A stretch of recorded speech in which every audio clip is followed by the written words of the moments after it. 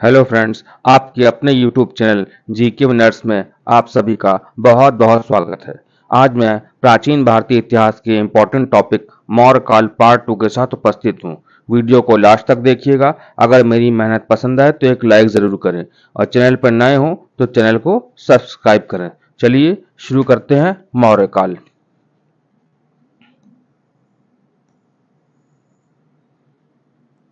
पहला क्वेश्चन है, बिंदुसार के दरबार के किस आजीविक ज्योतिषी ने अशोक के जन्म के समय भविष्यवाणी की थी कि वह राजा बनेगा?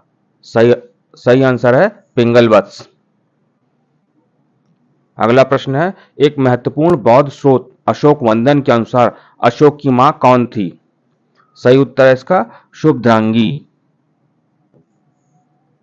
अगला प्रश्न है, बिंदुसार का कौन सा पुत्र तक्षशिला में हुए विद्रोह को दबाने में असफल रहा था? उसके स्थान पर उसके छोटे भाई अशोक को भेजा गया। सही उत्तर है सुशीम।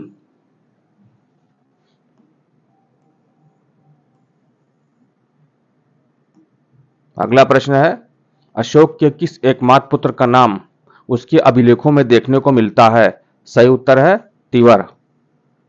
अगला प्रश्न है, अशोक की एक पुत्री चारुमती का विवाह देवपाल नामक क्षत्रिय से हुआ था। वह कहाँ का था? सही उत्तर है नेपाल का। अगला प्रश्न है, बौद्ध स्रोतों में उल्लेखित सभी बौद्ध घटनाओं में से एकमात्र की पुष्टि अशोक के अभिलेखों से होती है। वह कौन सी घटना थी? सही उत्तर है बौद्ध संघ का शुद्धिकरण।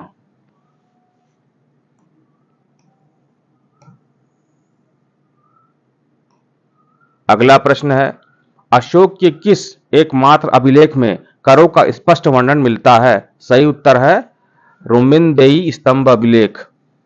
अगला प्रश्न है, मौर्य काल में परिहारक किस प्रकार के गांव थे?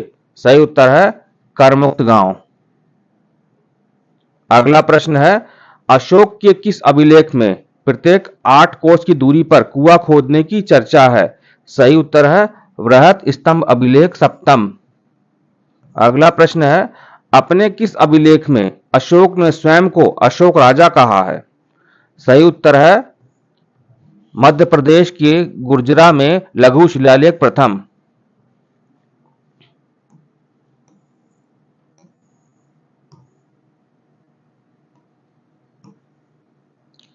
अगला प्रश्न है, किस स्रोत से ज्ञात होता है कि अशोक ने श्रीनगर का निर्माण करवाया था? सही उत्तर है कल्हड़ की रजत रंगिनी।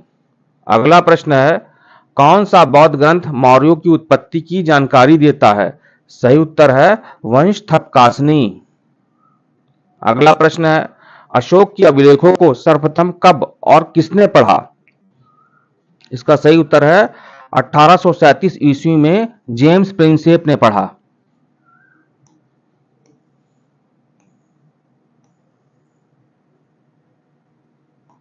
अगला प्रश्न है, परवर्ती मौर्यों में से एक दशरथ का अभिलेख कौन सा है? सही उत्तर है नागार्जुन पहाड़ी गुफा अभिलेख।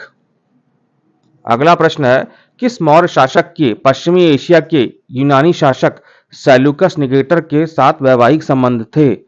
सही उत्तर है चंद्रगुप्त मौर्य।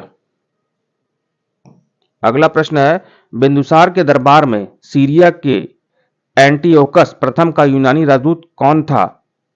सही उत्तर है दिमिएकस।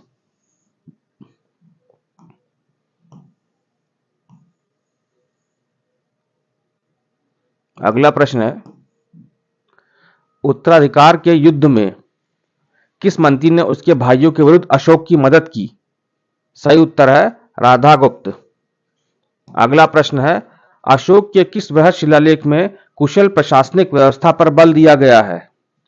सही उत्तर है षष्ठम बृहद शिलालेख में।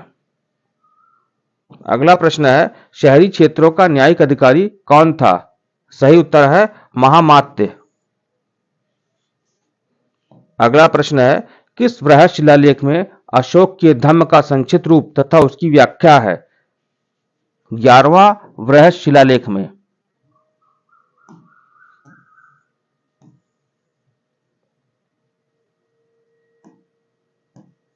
अगला प्रश्न है, सम्राट अशोक का सिंह चतुर्भुज स्तंभ कहां स्थित है? सही उत्तर है सारनाथ में। अगला प्रश्न है, भारत सरकार द्वारा अशोक के सारनाथ स्तंभ से लिए गए राज्य चिन्ह एवं राष्ट्रीय ध्वज में प्रयुक्त चक्र में कितनी कमानियां हैं? सही उत्तर है 24 कमानियां हैं। अगला प्रश्न है, अशोक के सारनाथ स्तंभ के शीर्ष फलक पर कौन से जानवर बने हुए हैं? सही उत्तर है हाथी, घोड़ा, सांड और बारहसिंघा।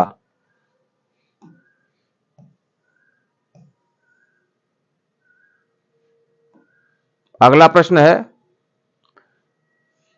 किस मौर्य शासक के बारे में सिर्फ बराबर गुफा अभिलेख से जानकारी प्राप्त होती है? सही उत्तर है मौर्य शासक दशरथ। अगला प्रश्न है, पुष्यगुप्त सव्य मुनिशा पजामम अशोक का यह कथन किस अभिलेख में है? सही उत्तर है बृहत शिलालेख पंचम। अगला प्रश्न है, कल्हड़ की रजत रंगनी के अनुसार अशोक का प्रिय देव कौन था? सही उत्तर है शिव।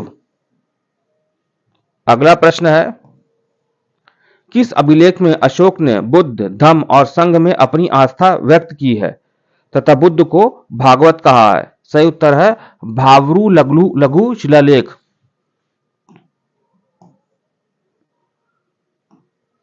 भावरू लघु शिलालेख।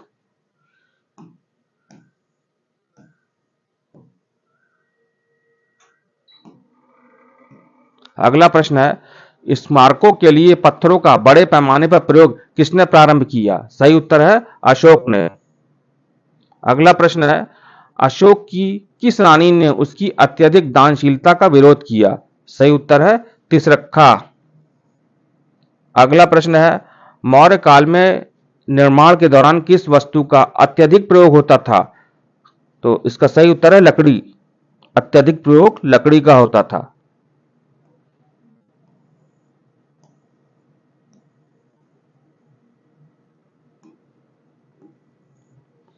मौर्य शासकों ने विभिन्न कार्यों के लिए कई अधिकारी नियुक्त किए थे, लेकिन अधिकारियों का एक वर्ग बाकी सबसे अधिक था। वह कौन सा वर्ग था? सही उत्तर है कर अधिकारी का।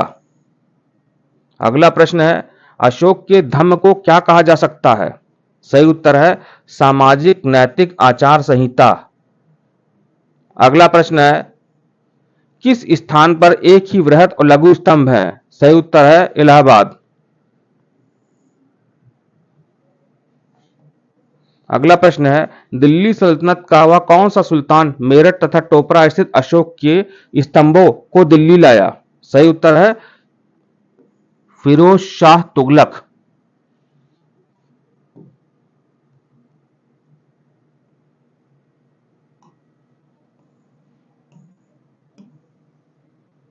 अगला प्रश्न है, अगला प्रश्न है,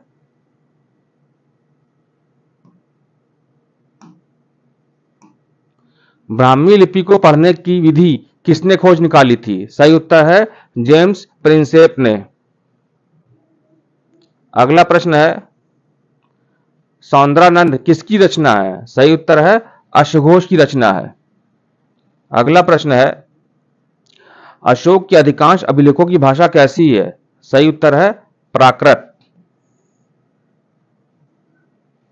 अगला प्रश्न है, अशोक किस राजवंश से संबंधित था? सही उत्तर है मौर्य राजवंश। अगला प्रश्न है, किस इतिहासकार ने अशोक का इतिहास केवल अभिलेखों के आधार पर लिखा है? वो इतिहासकार जो हैं भंडारकर हैं।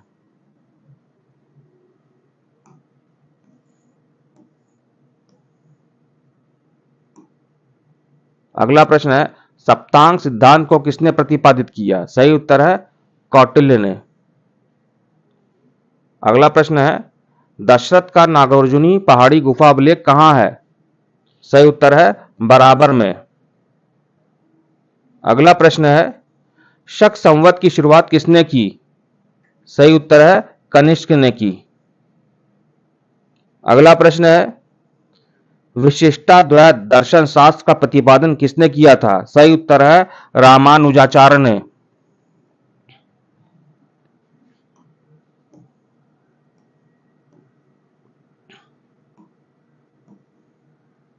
कुषाण काल में सबसे अधिक विकास किस क्षेत्र में हुआ है? सही उत्तर है वास्तुकला के क्षेत्र में। अगला प्रश्न है, चंद्रगुप्त मौर्य के समय पाटलिपुत्र का नगर प्रशासन एक समिति द्वारा संचालित था, जिनके सदस्यों की संख्या कितनी थी?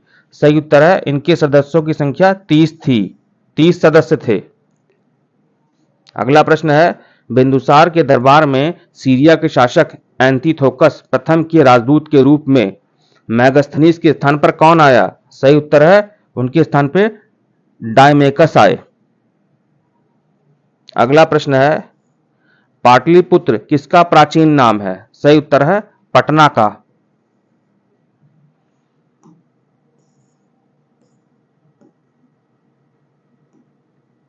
अगला प्रश्न है, कलिंग देश की राजधानी क्या थी? सही उत्तर है तोशाली। अगला प्रश्न है, चाणक्य को किस अन्य नाम से जाना जाता है? सही उत्तर है विष्णुगुप्त। अगला प्रश्न है, मगध के उत्थान के लिए कौन सा प्रथम शासक उत्तरदायी था? सही उत्तर है बिंबिसार।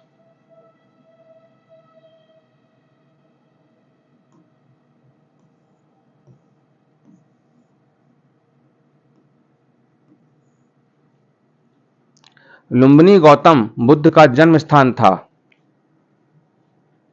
इसका समर्थन किसके एक अभिलेख से होता है?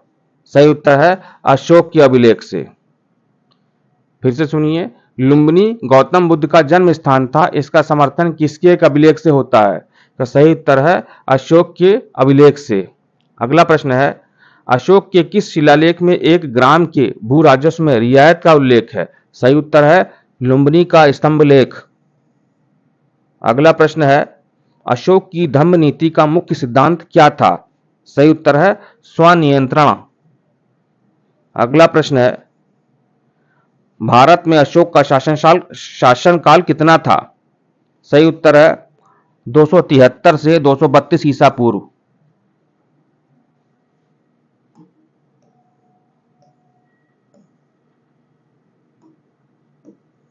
मैगस्थनीज द्वारा उल्लिखित डायनोसिस एवं हेराम्प्लीज किससे संबंधित हैं? सही उत्तर है शिव एवं वासुदेव कृष्ण से। अगला प्रश्न है, किन अभिलेखों में अकाल से निपटने के उपायों का उल्लेख है? सही उत्तर है सोहगौर ताम्रपत्र और महास्थान अभिलेख। अगला प्रश्न है, अशोक ने स्वयं धम्म की अपनी नीति को किस रूप में प्रस्तावित किया था? सही उत्तर है जीवन का एक ऐसा मार्ग जो व्यवहारिक और सुविधाजनक होने के साथ साथ अत्यधिक नैतिकवादी था।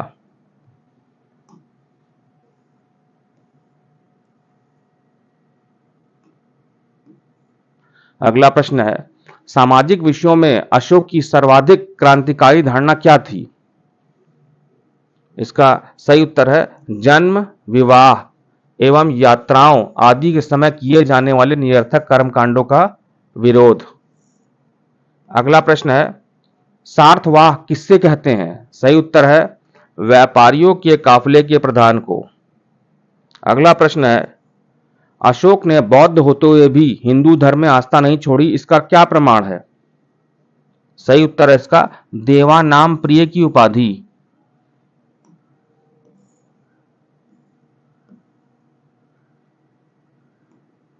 अगला प्रश्न है, कौन सा स्रोत मौर्यों के नगर प्रशासन का विस्तृत विवरण प्रस्तुत करता है? सही उत्तर है मैगस्थनीज की इंडिका।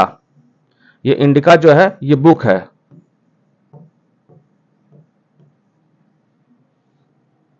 अगला प्रश्न है, मौर्य शासनकाल में पिंड कर किस प्रकार का कर था? सही उत्तर है एक ग्राम में संयुक्त रूप से संग्रहित। अगला प्रश्न है, किस लेखक ने कहा है कि चंद्रगुप्त मौर्य ने 6 लाख सैनिकों की सहायता से संपूर्ण भारत को रौंद डाला? सही उत्तर है प्लूटार्क।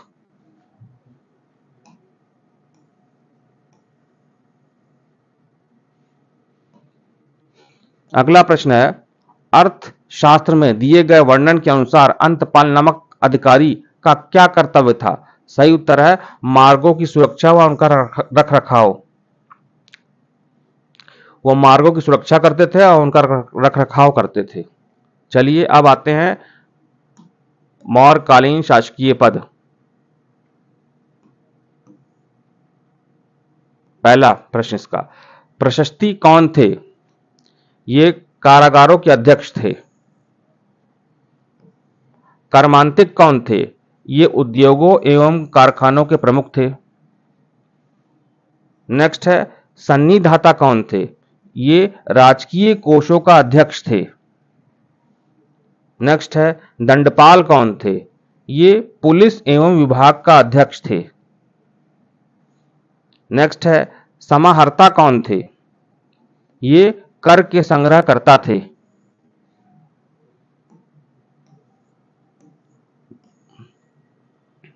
अगला प्रश्न है नायक कौन थे?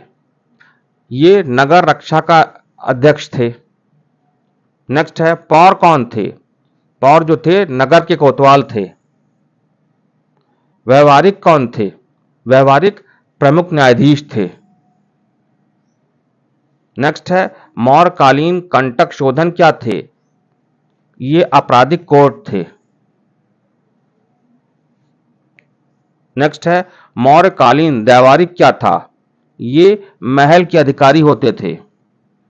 नेक्स्ट है, मौर्य काल में एग्रनोयाई किसे कहा जाता था?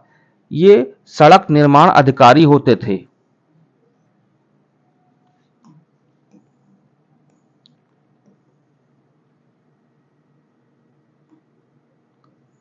मौर्य काल में मार्ग कर वसूल करने वाले अधिकारी को क्या कहते थे? इन्हें शुल्काध्यक्ष कहा जाता था। नेक्स्ट है, मौर्यकालीन वंशानुगत सैनिक कौन थे? ये मौल कहलाते थे। अब हम आगे पढ़ेंगे मौर्यकालीन अध्यक्ष। पहला है, पौतवा अध्यक्ष कौन था? ये माप तौल विभाग के अध्यक्ष होते थे। पाणियाध्यक्ष कौन थे? ये वाणिज्य विभाग के प्रमुख थे। नेक्स्ट है, आक्राध्यक्ष कौन थे? ये खानों के अधिकारी थे। नेक्स्ट है, कुप्याध्यक्ष कौन थे? ये वन विभाग के अध्यक्ष थे। नेक्स्ट है, लौहाध्यक्ष कौन थे?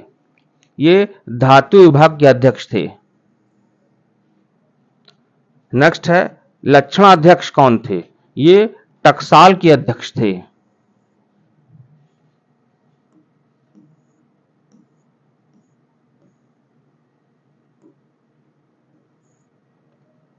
नेक्स्ट है, सूत्राध्यक्ष कौन थे? ये वस्त्र विभाग के प्रमुख थे। नेक्स्ट है, आयुधाध्यक्ष कौन थे? ये अस्त्र शस्त्र निर्माण एवं रक्षा विभाग के प्रमुख थे। नेक्स्ट है, सीता अध्यक्ष कौन थे?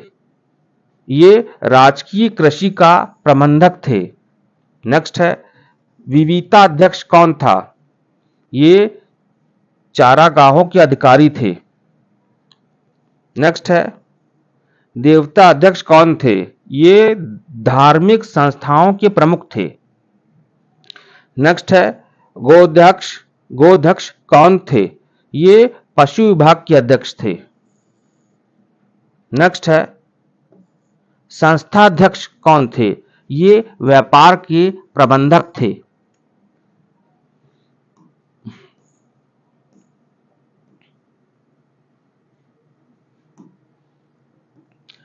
नेक्स्ट है, नवाध्यक्ष कौन थे? ये पशुओं के निरीक्षक थे। नेक्स्ट है, बंधनागाराध्यक्ष कौन था? ये जेल विभाग के अध्यक्ष थे। नेक्स्ट है, मौर्यकालीन अक्षपटलाध्यक्ष क्या थे? ये मुख्य लेखाकार थे।